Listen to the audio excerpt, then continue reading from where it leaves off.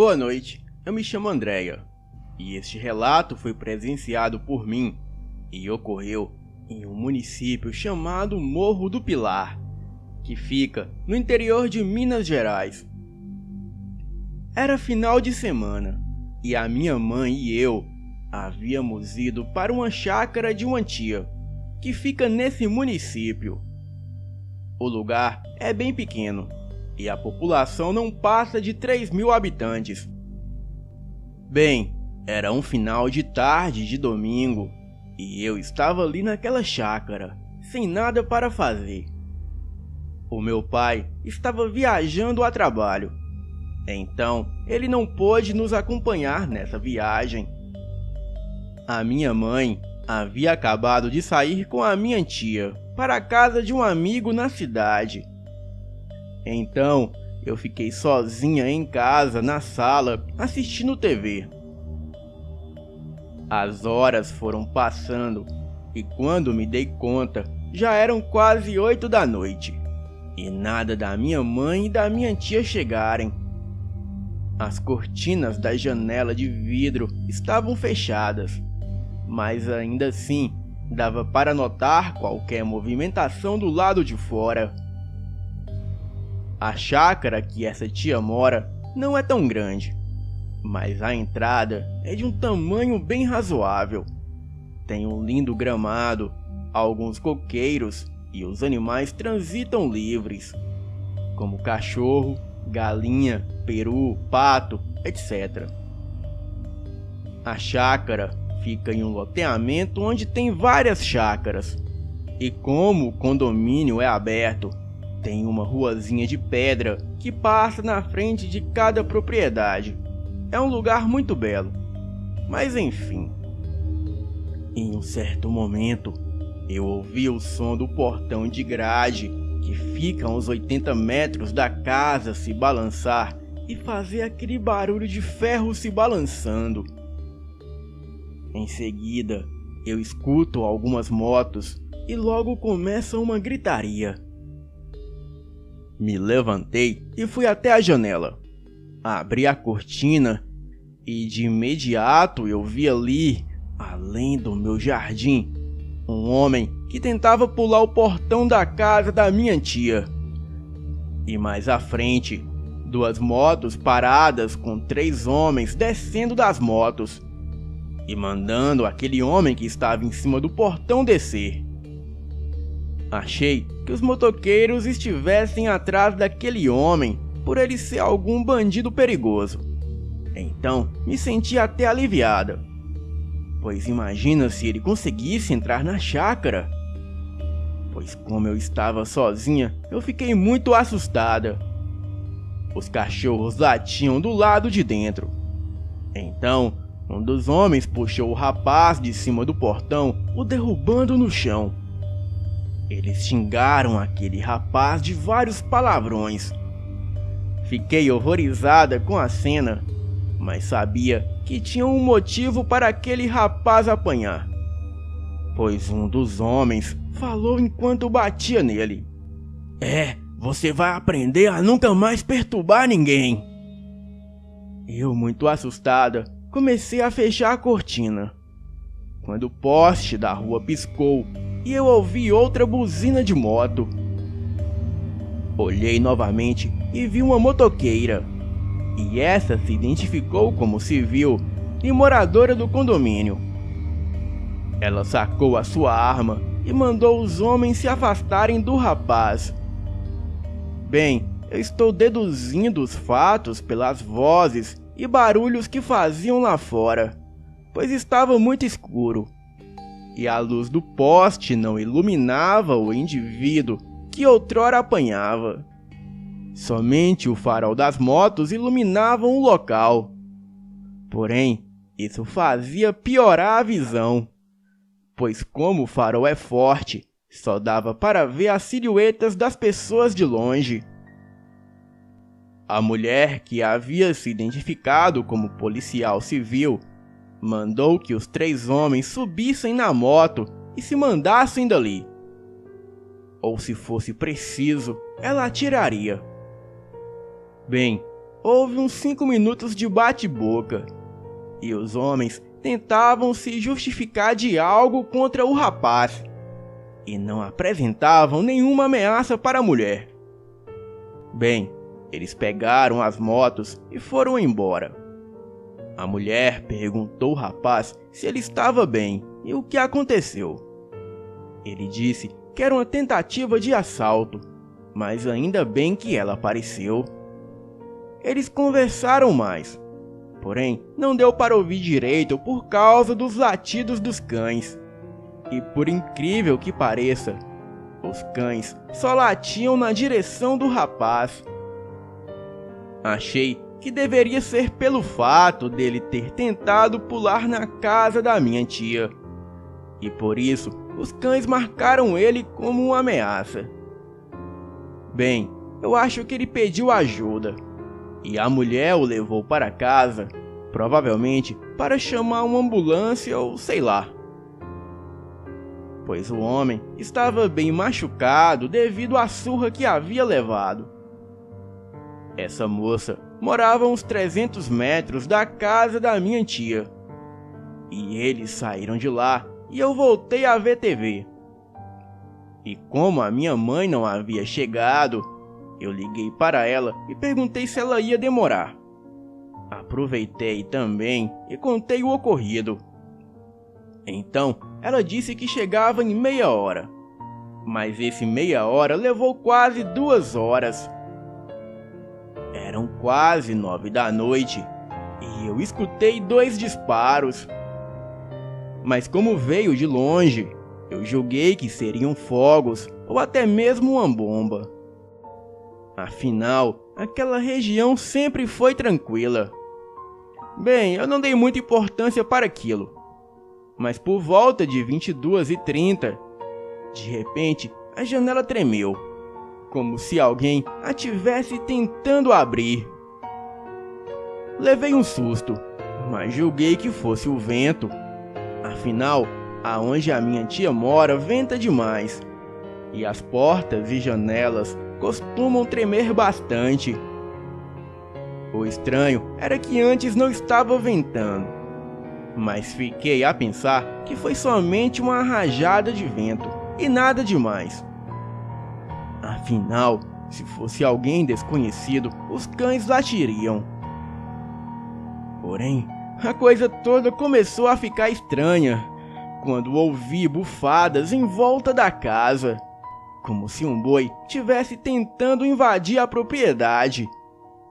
Abri a janela muito rápido e o que eu vi, eu confesso que me assombra até os dias de hoje. Bem, eu não sei do que posso chamar aquela coisa, pois não há nada nesse mundo que defina aquilo. Mas posso dizer que era algo semelhante a um cão enorme e muito magro. Pelos ralos e negros cobriam o seu corpo por completo. As suas orelhas eram em pé, e as suas patas eram enormes, e os joelhos eram como se fossem invertidos. E os braços eram tão longos que quase se arrastavam no chão. Também devido à criatura andar envergada. Reparei que os 2 cães se esconderam no canil e grunhiam baixinho de medo. Aquela criatura olhou diretamente para mim e parecia estar ferida. Então, numa agilidade absurda, aquilo pulou o portão, que deveria medir uns 2 metros com muita facilidade, e desapareceu na escuridão. Alguns minutos depois, eu ouvi o som do carro da minha mãe estacionando. Coloquei a cabeça para fora mais uma vez e a vi com a minha tia, já descendo do carro. Chamei por ela e antes de entrar em casa, ela foi até mim. Ela estava pálida e com a cara de choro, e eu fiquei preocupadíssima. Ela disse que havia uma movimentação na casa da Odete. Odete era a vizinha da minha tia, e parece que algo havia acontecido com ela. E mais tarde, quando a polícia chegou, e recolheu o depoimento das pessoas, descobrimos que aquela mulher que estava protegendo o rapaz dos motoqueiros havia sido morta. Ela não era policial, mas portava arma de fogo. Ela também era casada com outra mulher, e quando a sua parceira chegou do trabalho, se deparou com ela dilacerada no chão da cozinha. Eu digo dilacerada para não dizer outra coisa e o relato ficar pesado. Mas depois de recolher todas as evidências, ficou claro que ela foi morta pelo rapaz que outrora ajudara. Sim, eu sei que foi ele o autor daquela tragédia. Mas eu tenho certeza que aquele homem era um lobisomem. Pois como posso explicar o corpo da mulher dilacerado? E como explicar os motoqueiros querendo dar cabo nele? E também aquela criatura amigas, quando eu contei o ocorrido, elas acreditam que o rapaz era o lobisomem.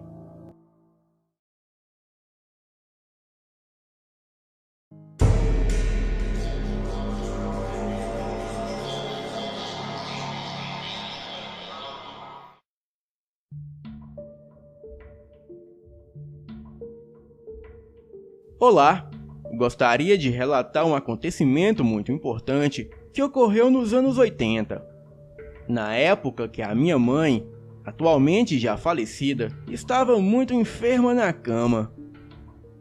Naquela época, eu acabara de tirá-la do hospital e resolvi tratá-la em casa. Ela estava com enfisema pulmonar e já respirava naquele tempo com um balão de oxigênio que ficava na cabeceira da cama dela, permitindo que ela respirasse melhor. Os seus pulmões já estavam deteriorados pela doença.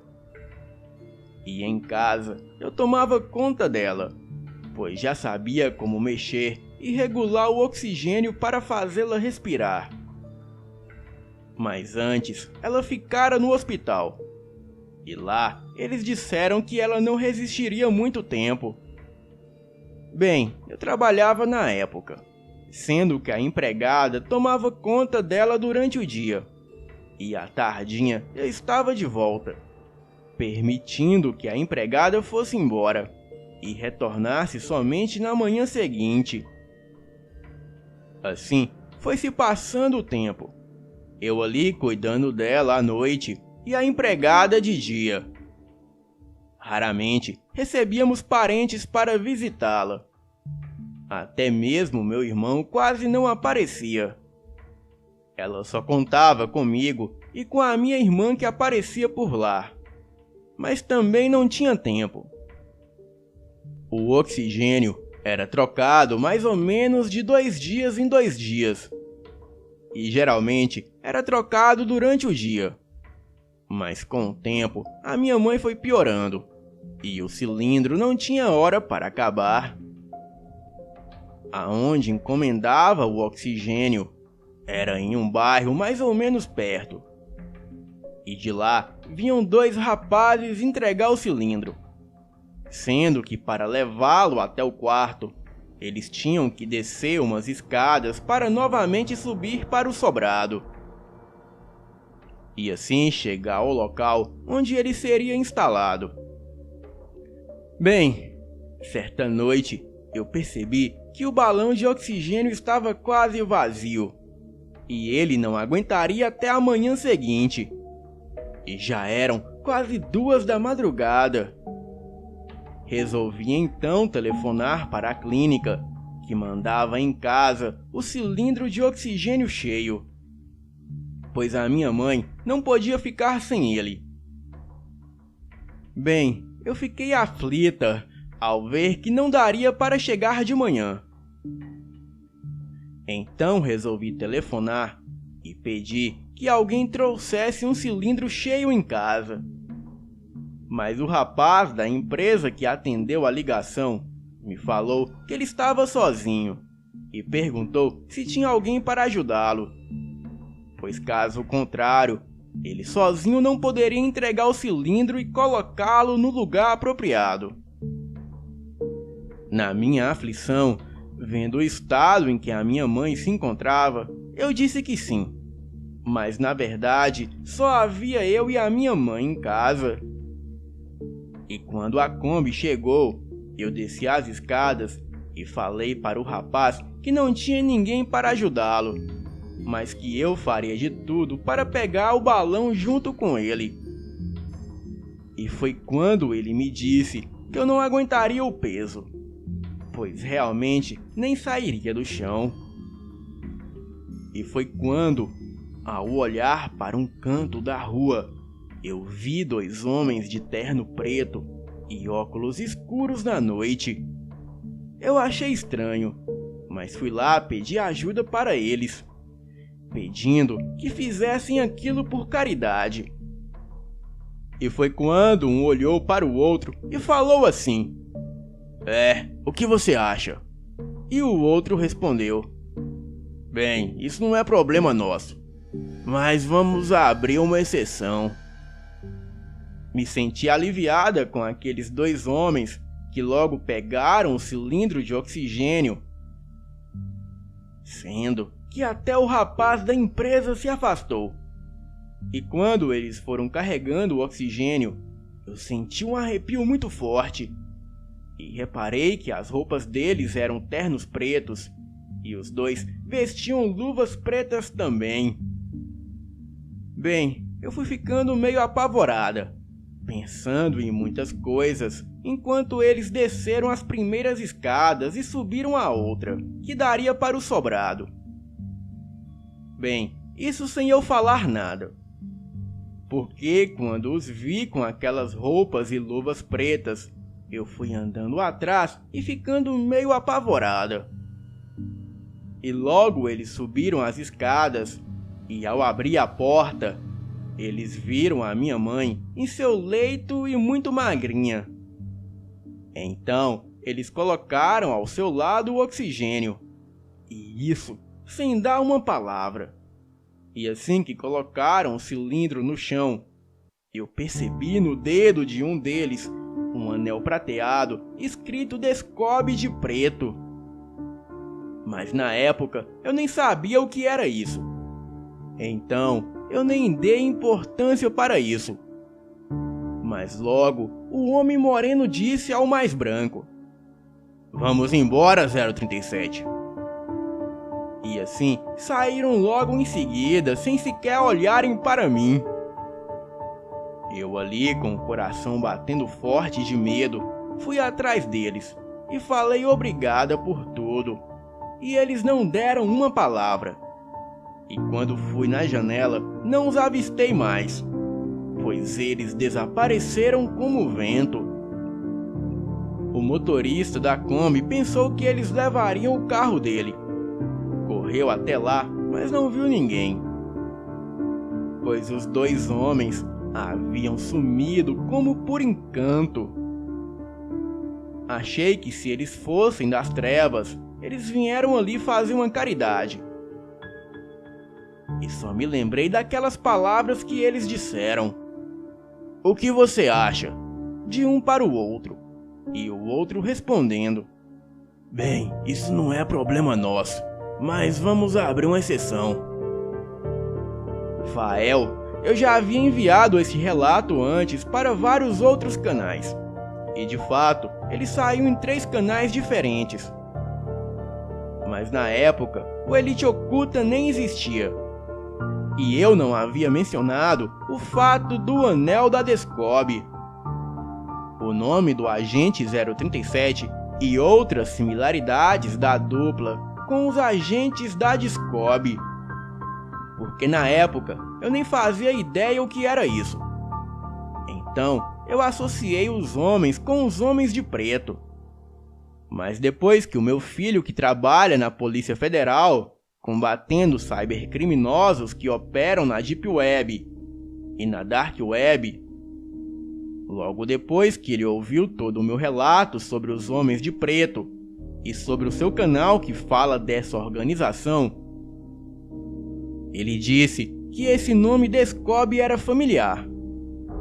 Então, ele fez uma pesquisa profunda na Deep Web e descobriu que até o início dos anos 90, a organização se chamava Descobre.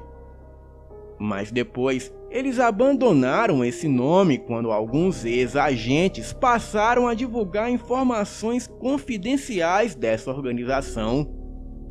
E hoje, eles agem sob outro nome. Mas é desconhecido a todos que não pertencem à organização. Eles são mais discretos e não andam com anéis com o nome da organização. Mas um detalhe que eles nunca abandonaram são as roupas sociais negras. Seja dia ou noite, frio ou calor. Pois eles sempre estarão de preto. E por isso são conhecidos apenas como Homens de Preto. E essa organização não investiga só lobisomens, mas qualquer outra criatura híbrida ou extraterrestre. E para finalizar, isso é perigoso para você revelar, Fael, pois os Homens de Preto estão por trás do desaparecimento das centenas de esqueletos de gigantes pós-diluvianos que arqueólogos descobriram e inclusive ficaram por anos em exposição em museus, mas sumiram misteriosamente, sem os maiores museus do mundo prestar nota de esclarecimento. Boa noite.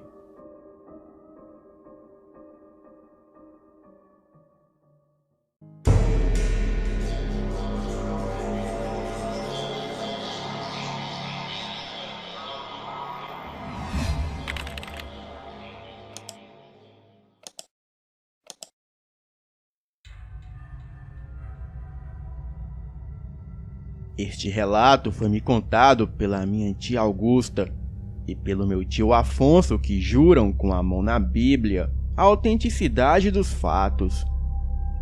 Lá pelo final dos anos 90, o meu tio Afonso era caseiro de um sítio na cidade de Cachoeira de Pajeú, no estado de Minas Gerais. O sítio era meio afastado da cidade, já que a mesma era pequena. E lá criavam gado e tinham algumas plantações, e dentre elas um milharal. O milharal era grande e abrangia uma área próxima à casa onde o meu tio morava com a minha tia Augusta e os meus primos Gabriel e Gustavo. No sítio tinha vários empregados que faziam diversos serviços, como cuidar dos cavalos, do gado e das plantações. Em determinada época, alguns empregados começaram a falar para o meu tio que tinha alguma coisa estranha no milharal, pois principalmente de tardinha e à noitinha eles ouviam uivos e algo andando pelo milharal, e também viam alguns pés de milho se mexendo, como se algo pesado estivesse se deslocando pela plantação. Eles disseram para o meu tio, e o mesmo foi até lá para ver o que era, mas não achou nada, além de alguns pés de milho amassados por algo que os empurrou. O meu tio ficou cismado com aquilo e disse para todos ficarem observando para ver se era algum bicho ou o que poderia ser. Na casa onde o meu tio morava, a casa do caseiro, tinha uma varanda, onde ele e a minha tia costumavam sentar à tardinha e à noite para conversarem e tomar um ar. A casa, por ser a casa do caseiro, era boa e muito confortável. Em determinado dia, em época de quaresma, após o fim dos serviços, o meu tio logo chegou em casa, tomou banho, jantou e ficou ali conversando com a minha tia e com seus 2 filhos. E depois ficaram ouvindo um pouco de rádio. Mais tarde, por volta das 22 horas, Quando eles já tinham ido deitar, escutaram um barulho do lado de fora da casa. Era como algo se mexendo no mato.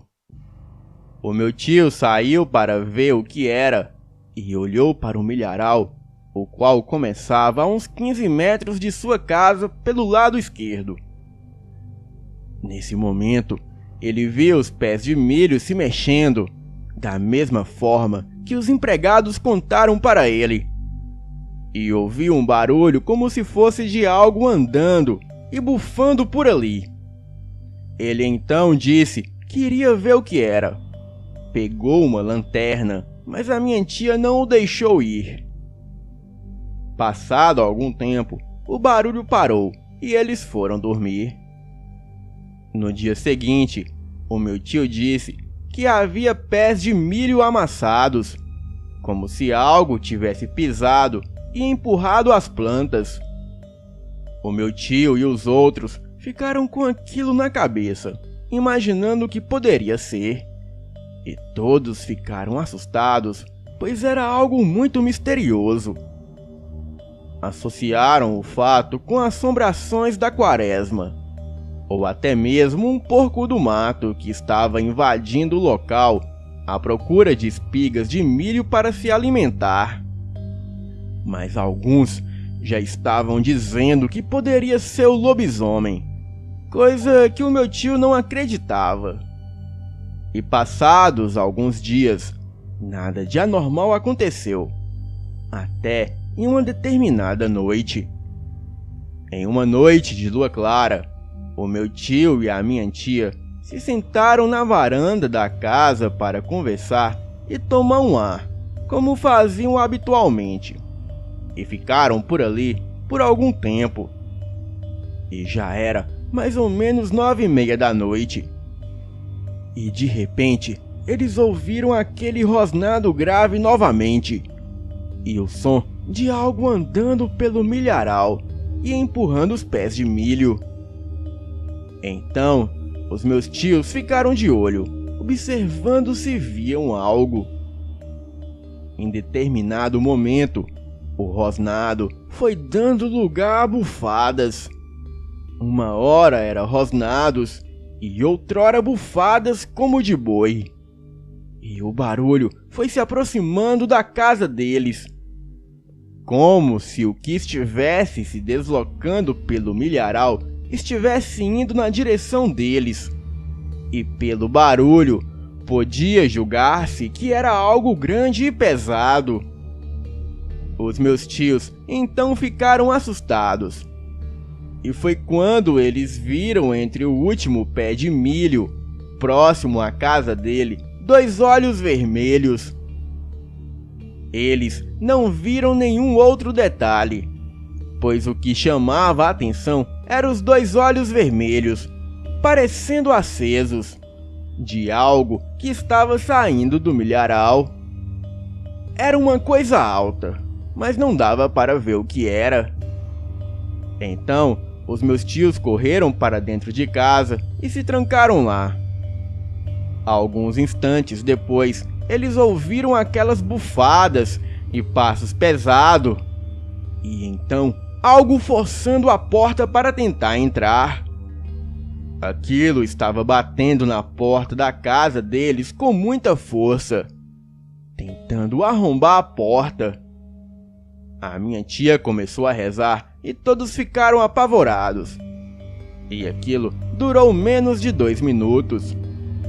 Então as batidas pararam e eles ouviram os passos pesados se afastando da casa e seguindo na direção do milharal.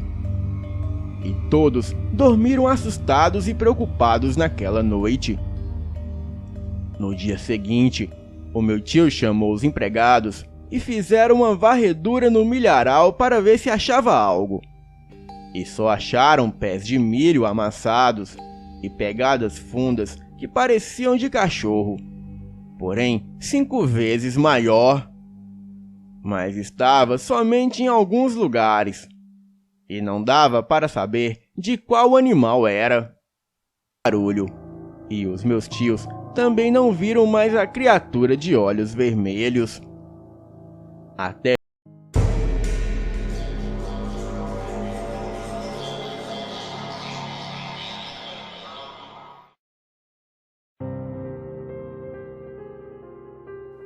essa história aconteceu na parte da família do meu pai, com a minha tia, o meu tio, os meus avós e outras pessoas da família.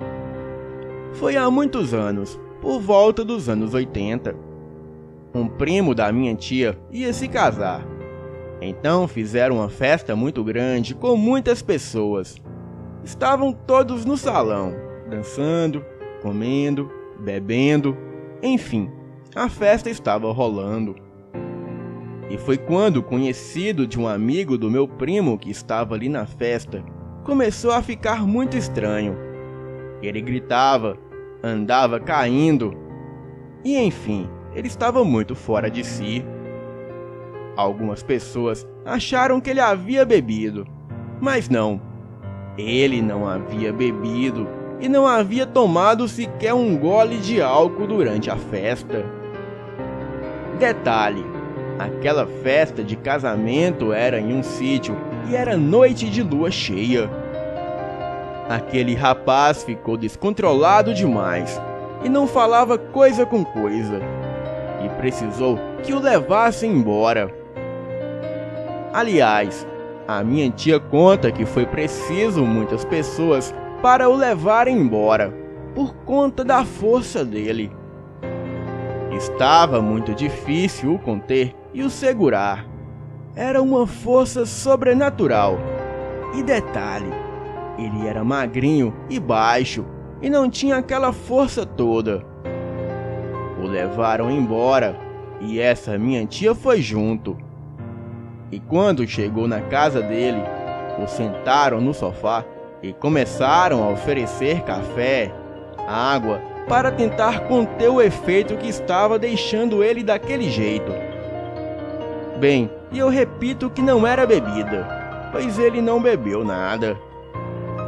Em certo ponto, a voz dele começou a ficar alterada, e não era a voz dele, era uma voz bem grossa.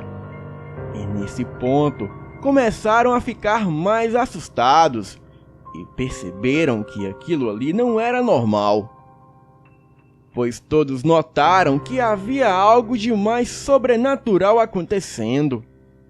Em um momento, ele pediu cigarros, pois queria fumar. Mas um detalhe interessante é que ele não fumava. Deram cigarros para ele, pois ele estava muito descontrolado. E as pessoas que testemunhavam aquilo começaram a ficar assustadas. Ele pegava os cigarros, arrancava a parte do filtro e acendia. Ou seja, ele fumava ele puro, sem o filtro. E era um atrás do outro. O pessoal começou a tentar conversar com ele, o chamando pelo nome.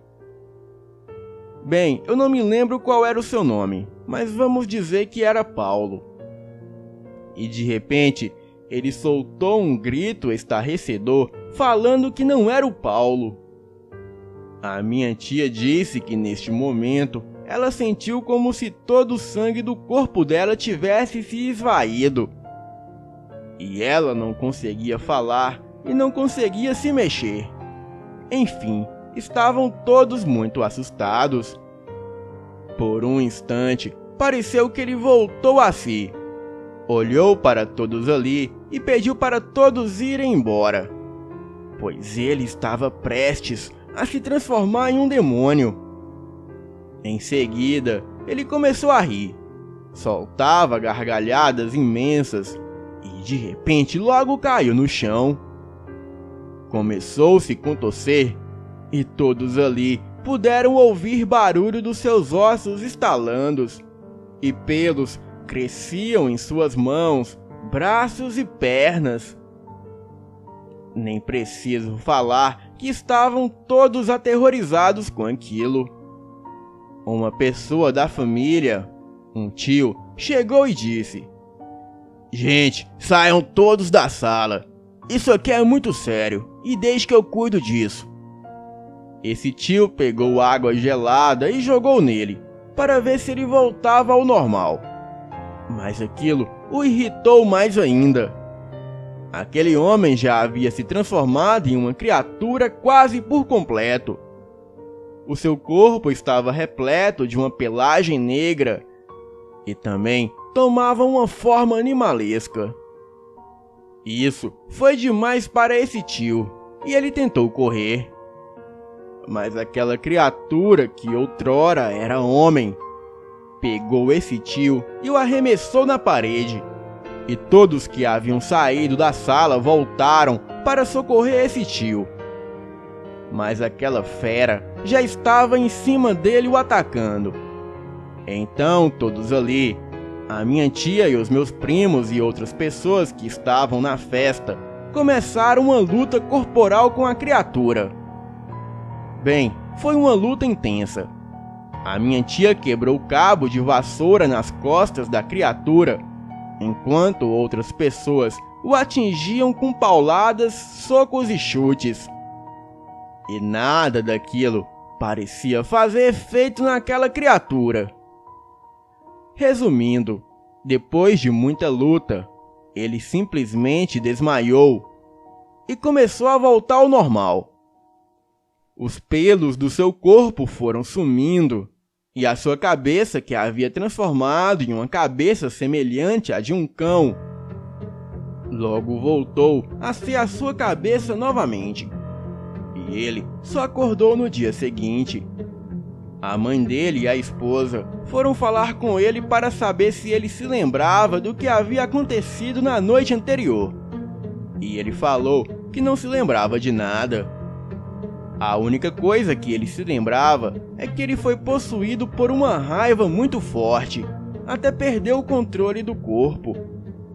A mãe deste rapaz disse que isso costumava acontecer em noites de lua cheia, quando ele era criança.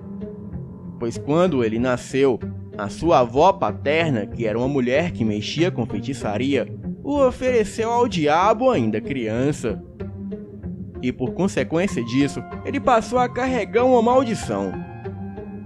Ela só soube disso porque após a avó do garoto falecer, o irmão da avó dele, que era um senhor religioso, contou toda a história à mãe do menino. E depois do falecimento da avó, o garoto começou a ter comportamentos animalescos em noites de lua cheia. Ele saía correndo e gritando à noite pelo mato.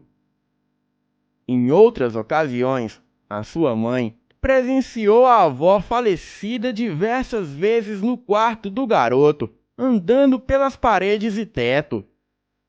Ela também disse que quando ele fez 9 anos, ela o levou a uma benzedeira.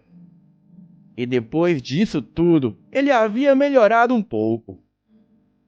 E ela não viu mais a avó falecida. E o garoto parou de sofrer aqueles ataques.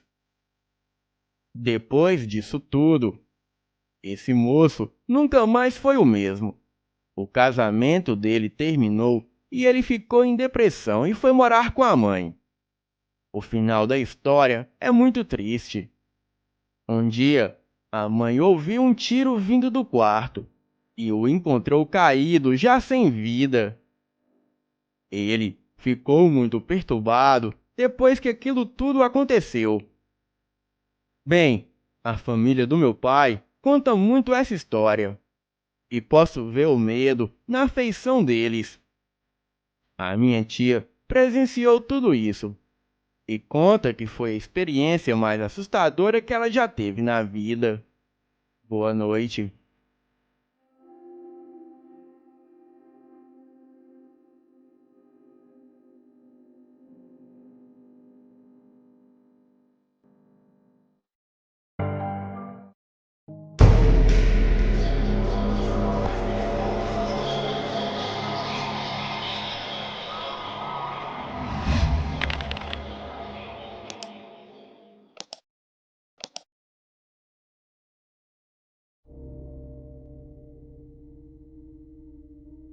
Boa noite.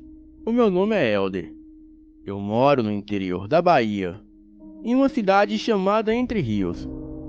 O que vou relatar aqui não é fictício, pois aconteceu de verdade. Bom, vamos lá.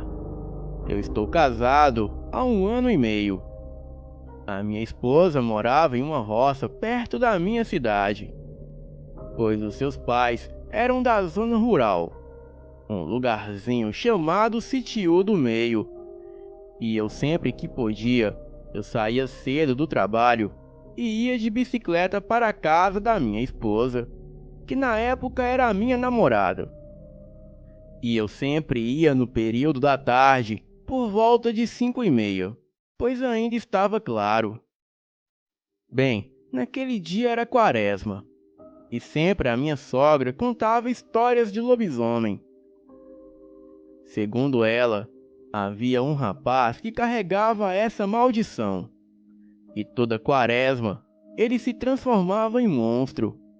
Ficava de 4, e todo peludo e com o corpo cheio de pelos claros.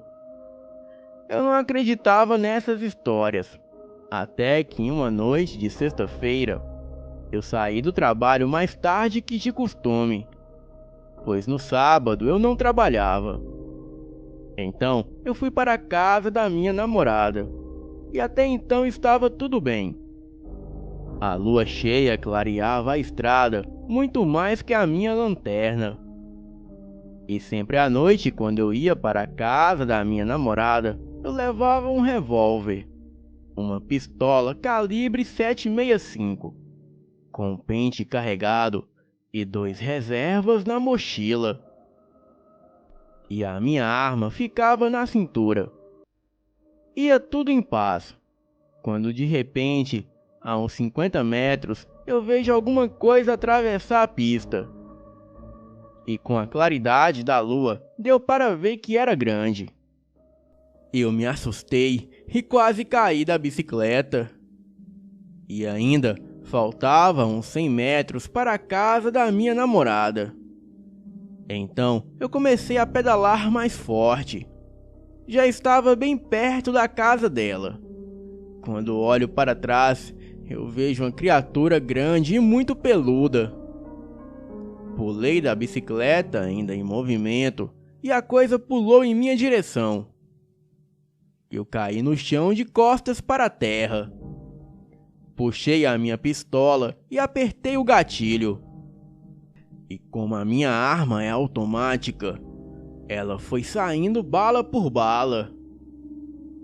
Bem, eu não sei se acertei, mas só sei do grito horrível que aquela criatura deu. E eu nem vi para onde aquela coisa foi. Me levantei e saí correndo o mais rápido que eu consegui. A minha namorada abriu a porta com os meus gritos. E naquela noite eu não consegui dormir. E depois desse dia, eu só passei a ir para a casa da minha namorada durante o dia. Boa noite.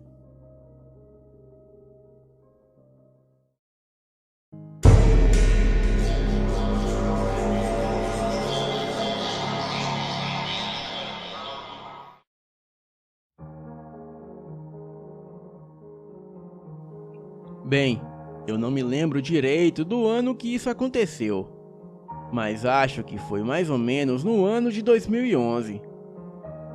Tudo aconteceu no dia em que o meu primo ganhou uma bicicleta, e aquilo foi muito legal para nós. Eu não morava perto dele, mas sempre estava por ali, por gostar muito de lá. Por morarmos na zona rural, as estradas são sempre paradas, com quase nenhum movimento. E era perfeito para nós andarmos na sua bicicleta o dia inteiro. Inclusive, foi ali que eu aprendi a andar de bicicleta. Mas em um certo dia, aconteceu algo que eu achei que nunca fosse acontecer. Como nós andávamos de bicicleta o dia todo, nós só parávamos para comer. E já era por volta de meio-dia. O meu primo havia se cansado de andar, pois o sol estava muito quente naquela tarde. Ele me deu a sua bicicleta e eu comecei a andar. Aquilo tudo para mim era muito bom, e quanto mais eu andava, mais eu gostava. E assim só ia me distanciando mais da casa dele, até que cheguei em uma baixada, que era exatamente o lugar que eu ia fazer a curva para voltar. Mas antes que eu fizesse, um vulto muito negro se pôs à minha frente, me fazendo ficar imóvel.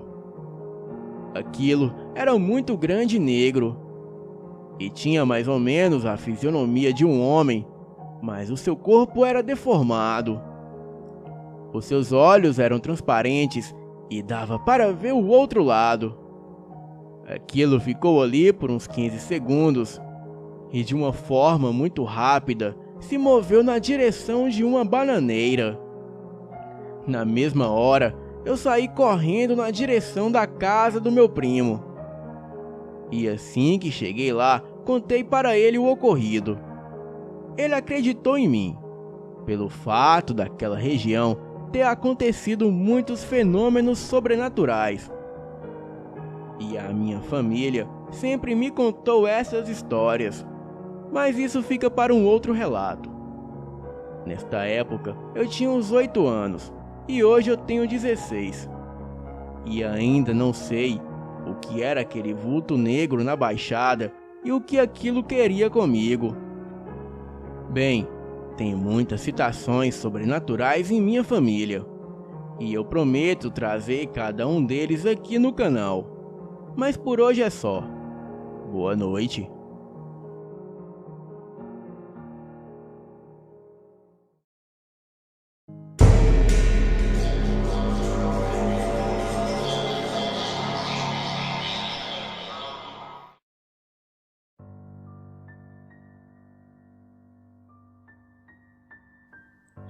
Olá, me chamo Adalberto e estou aqui para contar algo que aconteceu comigo há alguns anos atrás, especificamente em 2012. Muitos podem achar que isso tudo é uma mentira, porém, eu afirmo de pé juntos que é verídico. Bem, tudo ocorreu quando eu, o meu pai e os meus 3 irmãos nos mudamos do estado do Mato Grosso para o estado do Rio Grande do Sul, onde tínhamos uma pequena chácara que pertencia ao pai do meu pai, que naquela época, há meses atrás, havia morrido.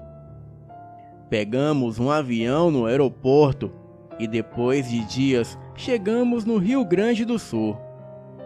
Com as nossas bagagens, pegamos um táxi e chegamos ao município onde se localizava a chácara. E após uma pequena caminhada, ali chegamos e nos hospedamos. Também tivemos sorte, pois a chácara era grande e tinha 7 cômodos, uma sala, 2 banheiros e 2 quartos. Também uma sala de jantar e um closet, além de um extenso quintal. Bem, ela ficava no meio de um pequeno bosque de pinheiros.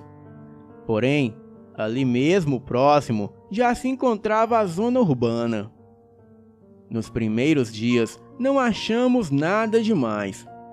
Porém, a partir do 4º dia, algumas coisas estranhas começaram a acontecer, como objetos que eram colocados em um canto e apareciam em outros, como pratos, colheres, panelas, roupas e entre outros.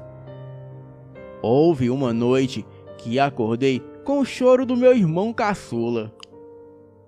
Ele disse que havia algo lhe observando pela janela. E eu, pensando ser delírios da parte dele, o coloquei para dormir. Porém, no dia seguinte, enquanto eu dormia, acordei com vontade de beber água. E quando cruzava a porta do quarto até a sala, eu percebi uma silhueta alta e negra na porta do quarto dos meus pais. E com toda a coragem do mundo, e ao acender, eu percebi que aquilo já não estava mais ali. Orei o Pai Nosso e prossegui o meu caminho. Bebi água e voltei ao meu quarto. No outro dia, questionei a minha mãe e ao meu pai se eles viram algo de estranho. Porém, eles disseram que não. Nos outros 3 dias, não percebemos mais nada de estranho. Porém, eu e os meus irmãos começamos a ter pequenos pesadelos.